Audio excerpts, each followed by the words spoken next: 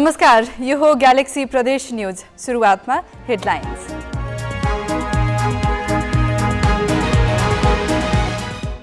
मन्त्रालय फुटाएर सरकारलाई पूर्णता दिन कर्णालीका मुख्यमन्त्री शाही तयार भएनन्। भएकै मन्त्रालयमा सहमति जुटाउन गठबन्धनलाई आग्रह।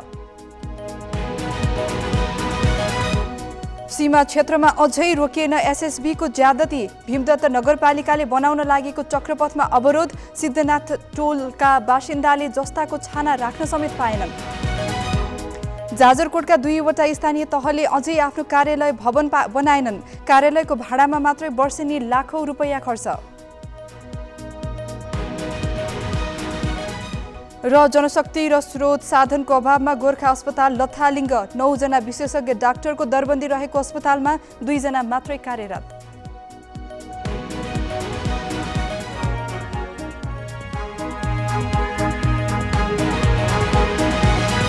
अब न्यूज विस्तारमा। दलीय भागबण्डा नमिल्दा मुख्यमन्त्री नियुक्त भएको 2.5 महिना हुँदा समेत जीवनबहादुर शाहीले सरकारलाई पूर्णता भने दिन सकेका छैनन्। सत्ता गठबन्धनले मन्त्रालय टुक्र्याएर भए पनि दलहरूबीच भागबण्डा मिलाउन दबाब दिए पनि मुख्यमन्त्री शाहीले आनाकानी गरेपछि सरकार विस्तार हुन नसकेको हो। कायम मन्त्रालयमा नै सहमति आवश्यक रहेको उनको भनाइ छ।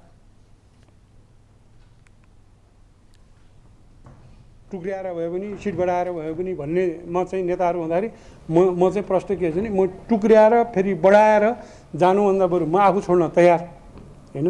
यही भित्रमा जति मिलाउने हो यही भित्रमै मिलाउनु पर्यो।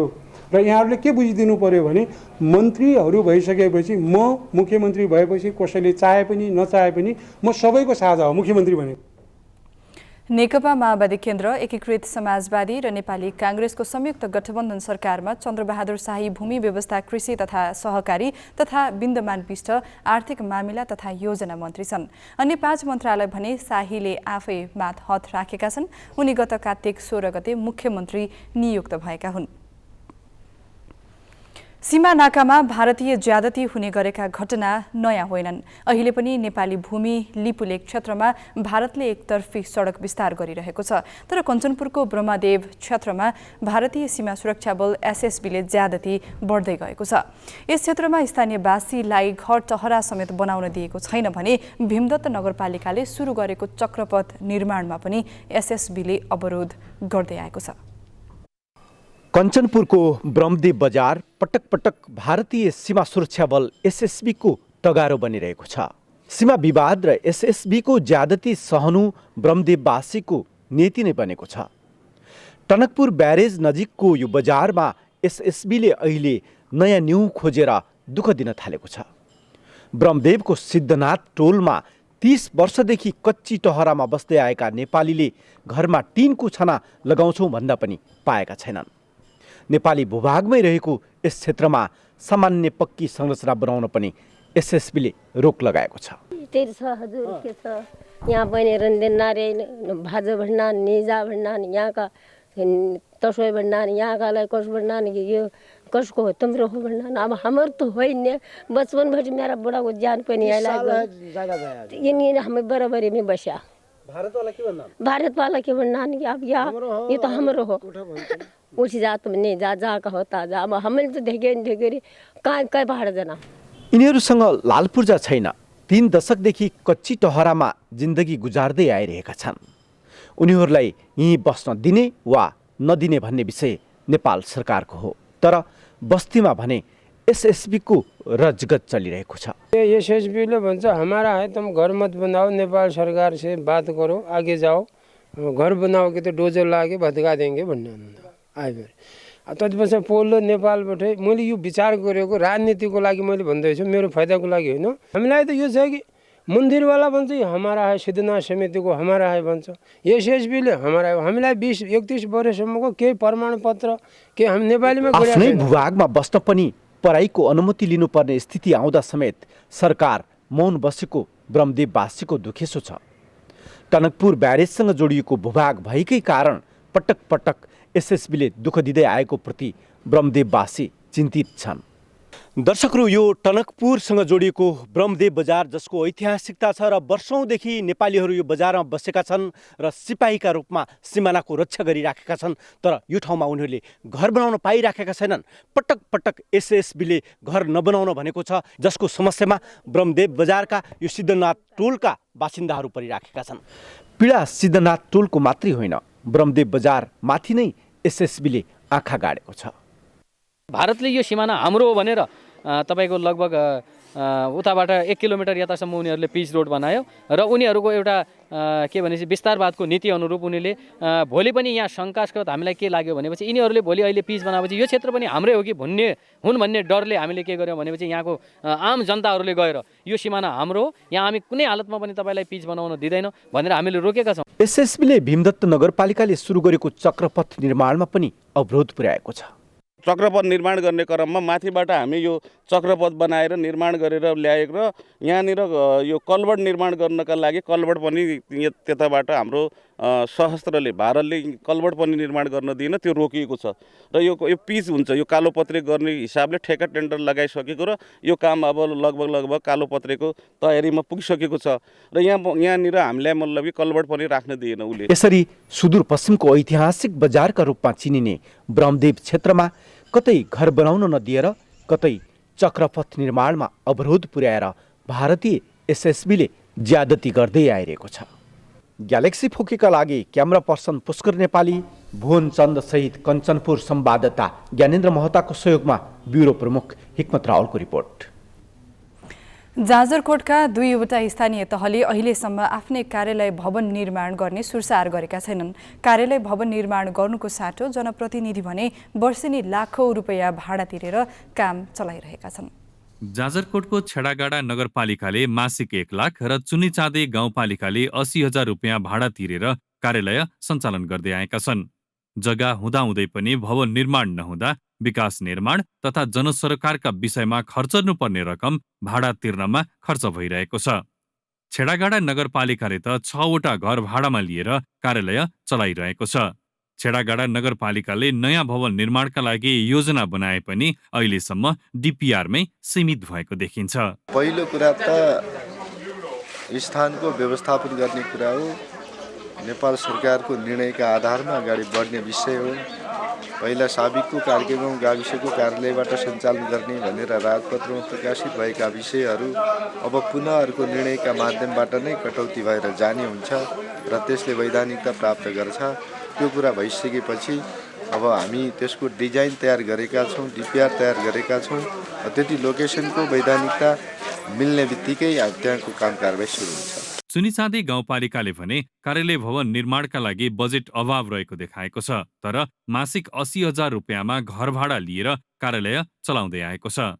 बजेटको ठूलो हिस्सा भाडामा खर्च भएपछि सरल र सुलभ सेवा प्राप्तिका लागि भने सेवाग्राही वञ्चित हुँदैछन्। आइएमए गर्न पनि जिल्ला नै धाउनुपर्ने ठूलो समस्या देखिएको छ। हाम्रो स्थानीय छेडागाडा नगरपालिका र चुनिचाँदे गाउँपालिकामा त्यो समस्याबाट वञ्चित भएका छन्।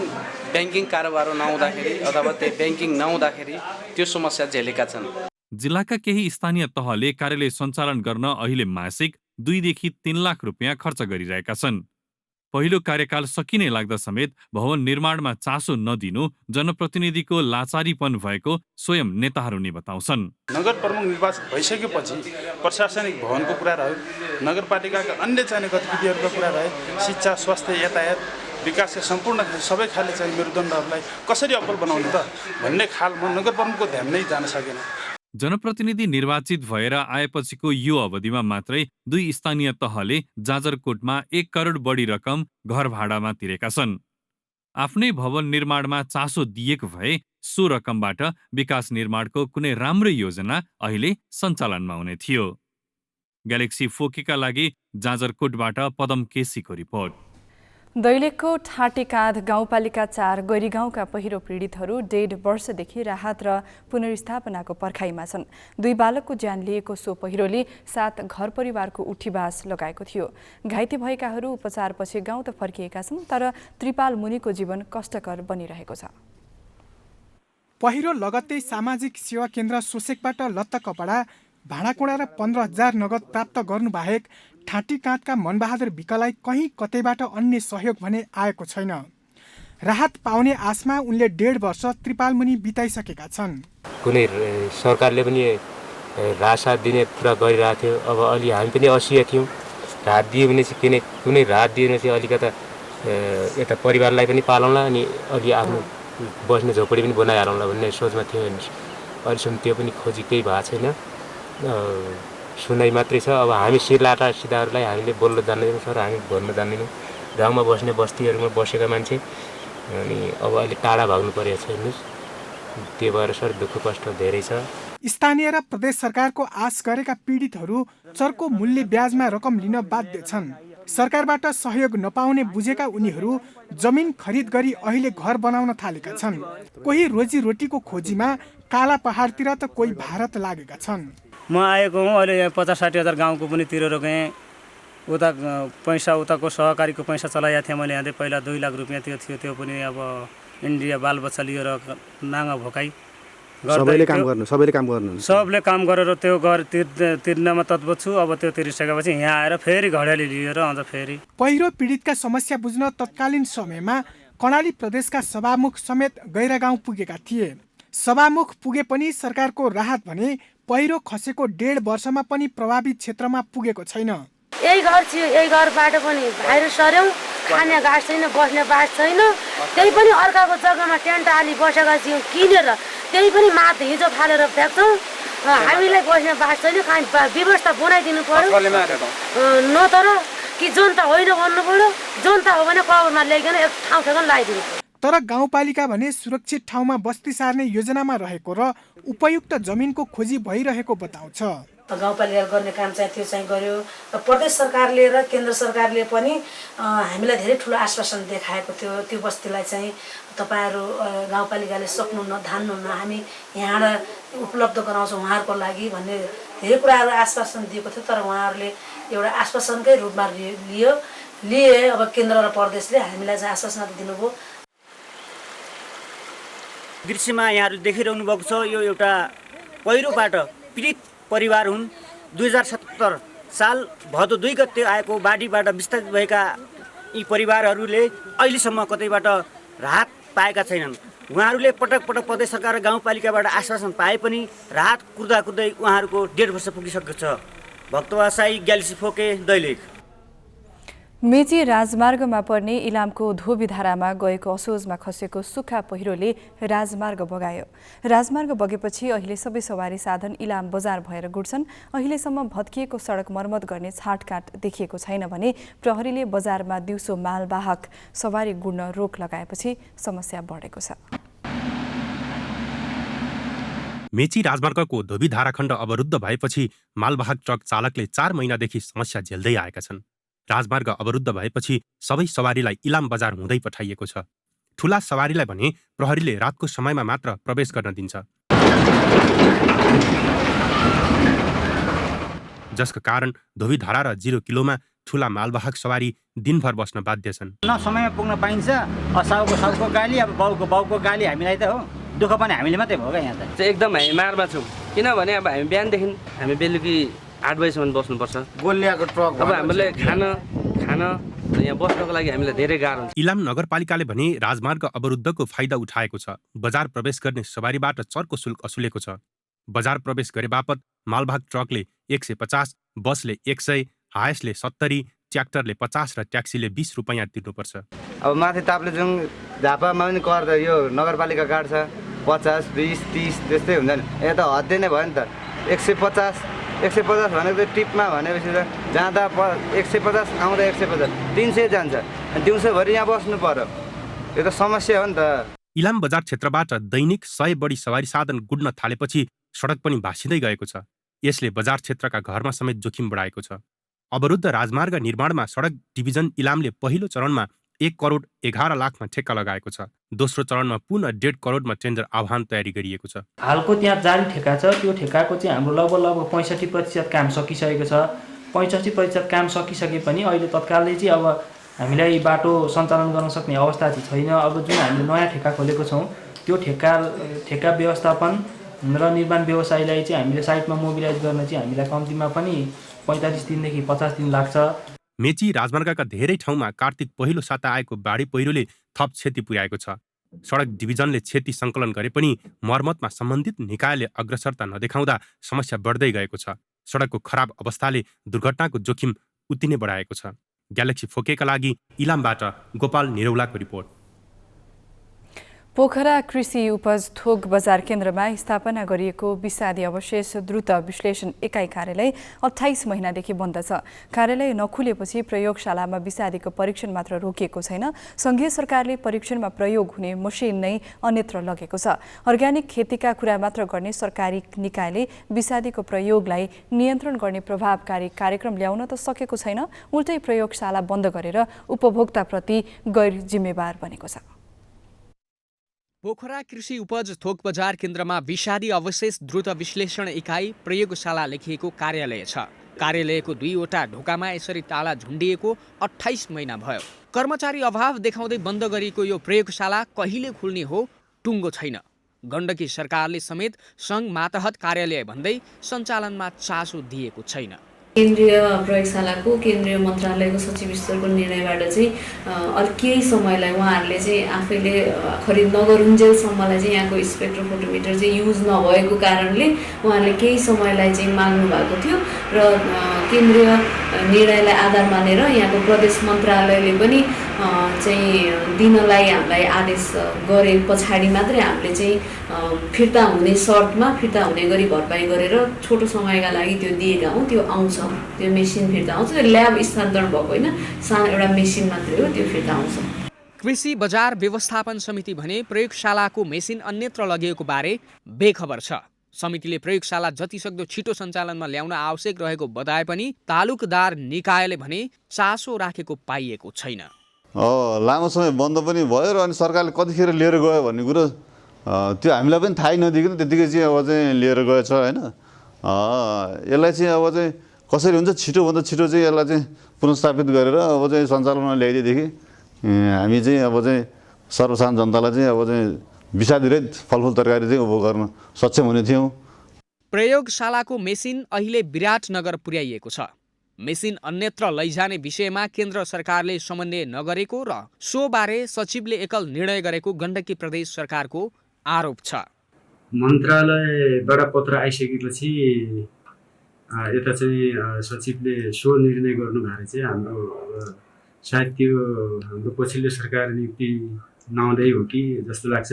पछि मलाई सचिवजीले जानकारी गर्नुभएको थियो। त्यसो हुनाले अब त्यो रोक्ने भन्ने कुरा आफ्नो मातहतको इक्विपमेन्टहरू उहाँले आफ्नो निर्णय गर्न सक्नु पाउनुहुन्छ, तर यहाँको सन्दर्भमा त्यो आवश्यकता हो भन्ने अलिक बोर्ड हुनुपर्थ्यो, त्यो नभएको देखिन्छ। थोक बजारमा अनियन्त्रित रूपमा विषादीको प्रयोग हुने गरेको प्रदेश सरकारको रिपोर्ट छ, तर त्यही बजारमा विषादी परीक्षण नगरी वस्तु बिक्री गर्दा उपभोक्ता भने विषादीयुक्त सामग्री उपभोग गर्न बाध्य छन्। प्रयोगशाला सञ्चालन त कता हो कता मेसिन नै उठाएर लैजानुले सरकार उपभोक्ता अधिकारप्रति संवेदनशील नभएको पुष्टि गर्छ। ग्यालेक्सी फोकेका लागि कास्कीबाट विमल तिवारीको रिपोर्ट।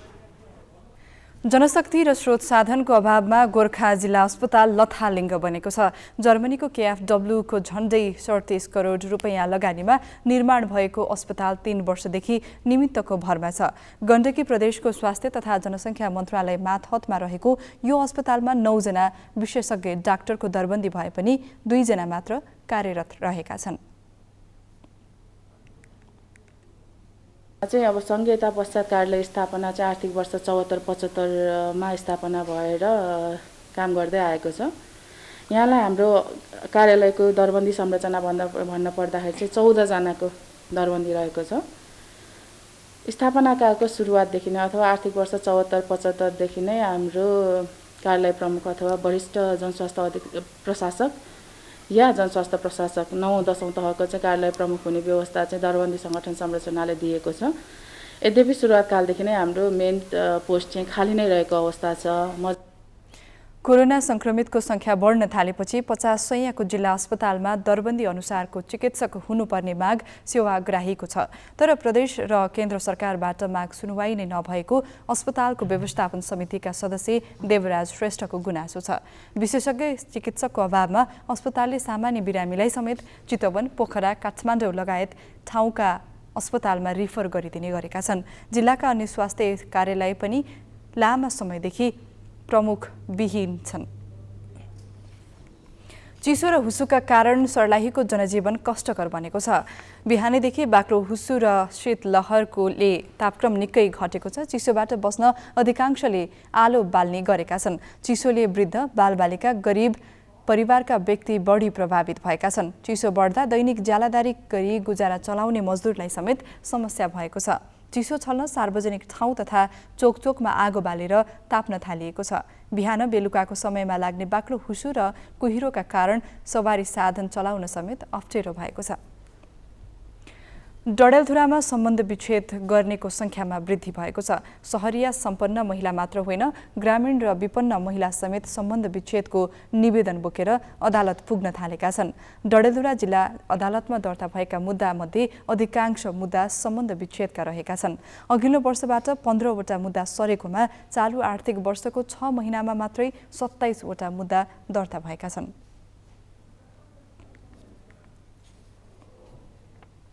सम्बन्ध विच्छेदको मुद्दा अब 77 गत आर्थिक वर्ष भनौँ 77-78मा टोटल लगत चाहिँ 54 थियो।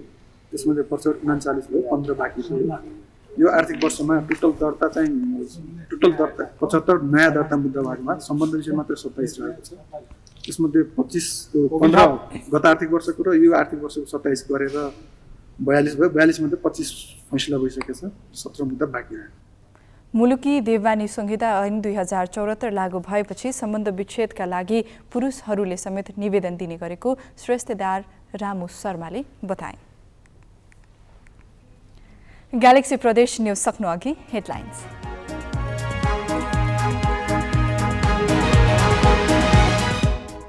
मन्त्रालय फुटाएर सरकारलाई पूर्णता दिन कर्णालीका मुख्यमन्त्री शाही तयार भएनन्। भएकै मन्त्रालयमा सहमति जुटाउन गठबन्धनलाई आग्रह।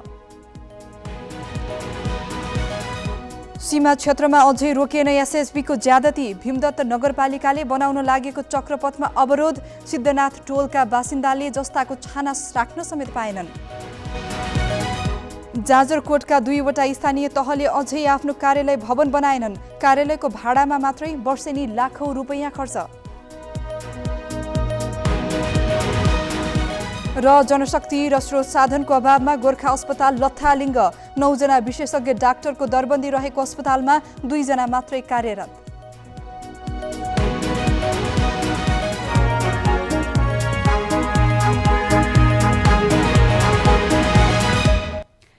ग्यालेक्सी प्रदेश न्यूज अहिलेलाई सकियो। अब राति 8 बजे ग्यालेक्सी न्यूज आवर लिएर आउनेछौँ। नमस्ते।